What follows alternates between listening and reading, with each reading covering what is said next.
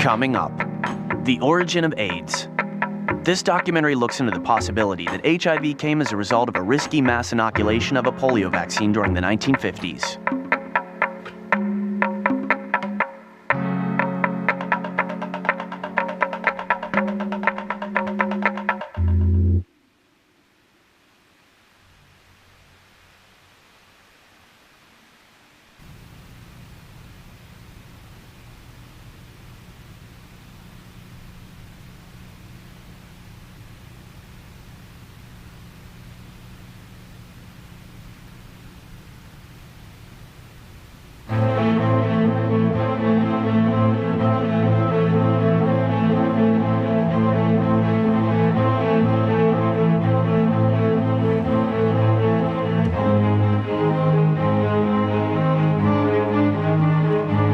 26 million dead, 40 million infected, and a continent, Africa, devastated. In 20 years, AIDS has become the worst medical catastrophe ever experienced by humankind. 100 million people in the next 50 years are going to die of HIV disease prematurely. It's not a disease like cancer of old people. It's a disease of young people. And it's one of the great human tragedies of all time. The West has ignored it. Ronald Reagan ignored it. George Bush Sr. ignored it. Bill Clinton ignored it. And it has spread and spread and spread and spread. And so we are facing a human tragedy of incredible proportions.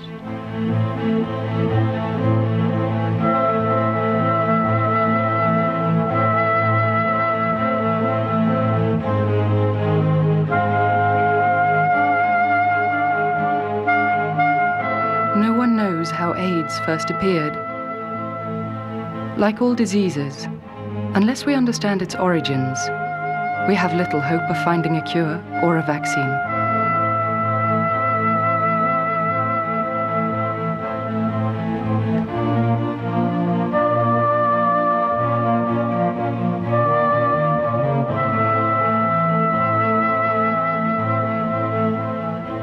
We're not going to be able to hide from this one, okay?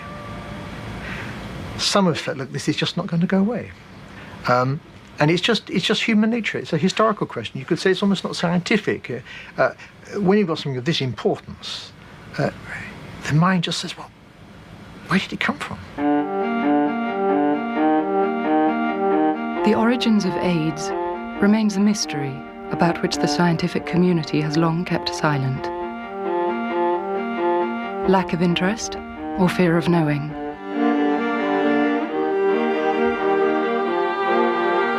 Yet isolated voices have dared to question and attempted to break the silence.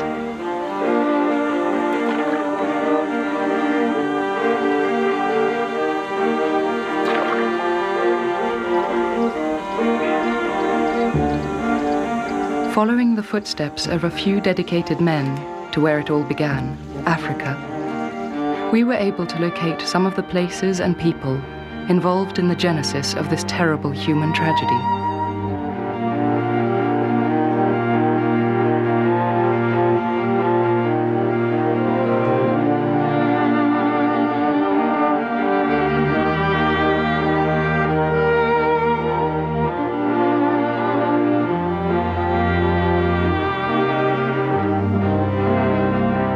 HIV, the contributing virus of AIDS, was first isolated in 1983 by Luc Montagnier and Françoise Barré-Sinoussy's teams at the Pasteur Institute in Paris. Simon Wayne Hobson was among them. When this first came, people thought that this bomb from nowhere necessitated sort of novel explanations. And no one really knew. There was no cousin, if you wish, to this sort of virus known in the animal kingdom at that point. But this cousin did exist, and in 1989 researchers identified it in one animal, the chimpanzee. They named it SIV, simian immunodeficiency virus, analogous to HIV, human immunodeficiency virus. The similarities between the two viruses prompted researchers to designate SIV as the ancestor of HIV. But how did SIV become HIV and infect man? Chimpanzees are very similar to humans, as you know. Their genetic components are very similar to ours. And one would think if you took HIV and injected it into a chimp, that they would develop AIDS. But the interesting thing is that they don't. It's one of the most fascinating items that I know in science today. They don't get infected with HIV, they get well. Now, why don't humans do this? Why is it that you can take a chimpanzee and inject them with a large amount of HIV? The chimp will go through a period in which he has circulating HIV in his blood. He will develop antibodies just as humans will. And then the HIV disappears. And you can't find it anymore. So from that point of view, chimps are absolutely fascinating.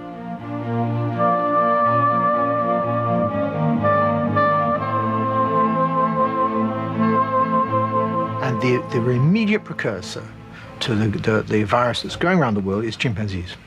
We're all agreed on that. We can discuss when, why, how, but we all agree on the chimpanzee. So when, I think there's a consensus to say it's this century.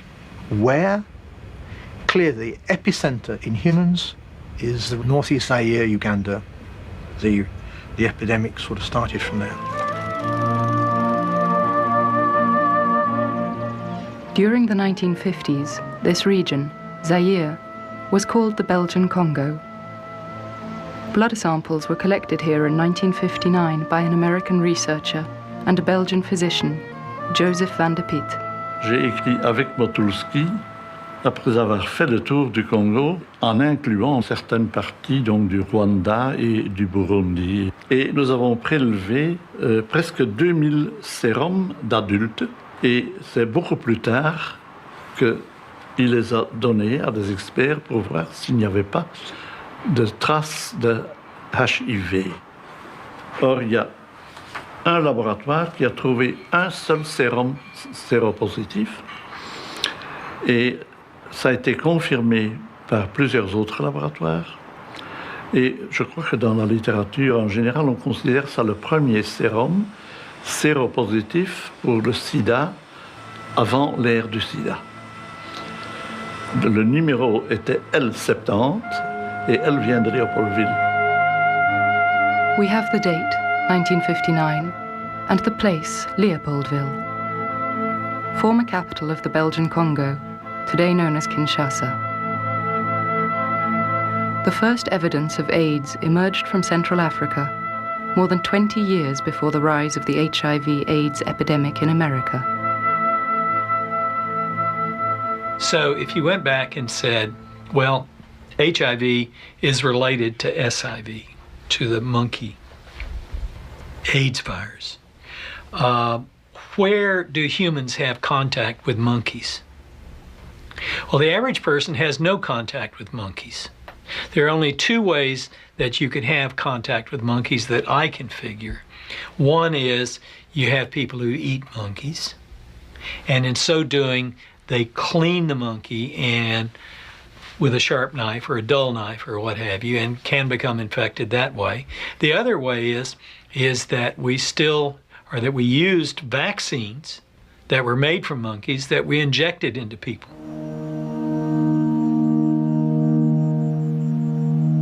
The AIDS virus can only be transmitted through contact with blood or mucosa. Most in the scientific community favor the hunter theory, which suggests the occurrence of an accident during which man could have become infected with contaminated chimpanzee blood. However, this theory fails to explain why AIDS appeared so recently, when chimpanzees have been hunted across Africa for thousands of years.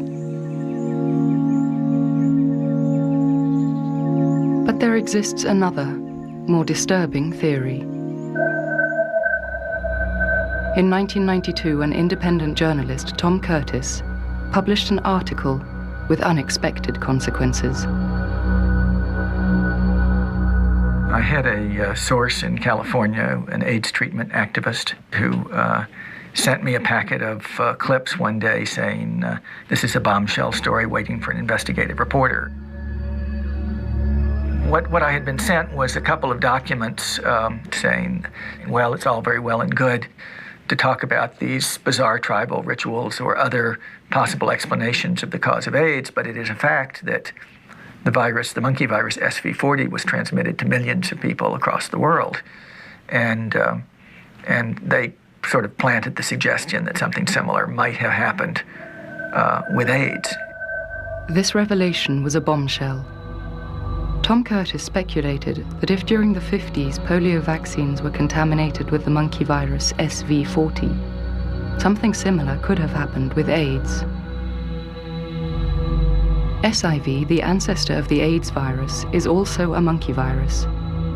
And Curtis connected this fact to a mass polio vaccination campaign in the Congo. It looked at the polio campaign that Dr. Kaprowski